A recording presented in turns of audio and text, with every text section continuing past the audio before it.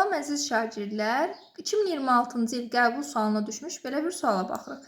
DNT molekulunda ölçüsü guanin ölçüsünə bərabər azot əsası olmasaydı, üzünün köçürülməsi prosesində neçə azot əsası iştirak edərdi? Baxın, guaninin ölçüsünə bərabər olan azot əsası olmasaydı, guaninin ölçüsünə bərabər azot əsası adenindir. Və biz burada bilməliyik ki, DNT molekulu deyirsə, deməli iki zəncirin ikisindən də söhbət gedir. İki zəncirdən söhbət gedir.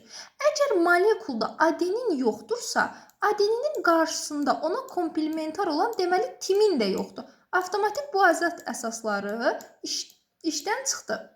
Qaldı yerdə hansı? Guanin və sitozin.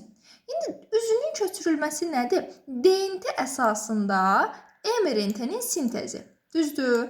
Guaninə komplementar olaraq mRNA-də olacaq sitozin azot əsası, sitozinə isə komplementar olaraq guanin azot əsası olmuş olacaq. Baxın, bizdə sualda neçə azot əsası iştirak edir dediyinə görə cavab burada 2-dir. D variantıdır.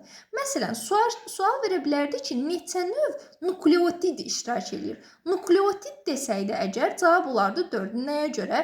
Çünki DNT-nin guanin nukleotidi ilə mRNA-nin guanin nukleotidi fərqlənmiş olur.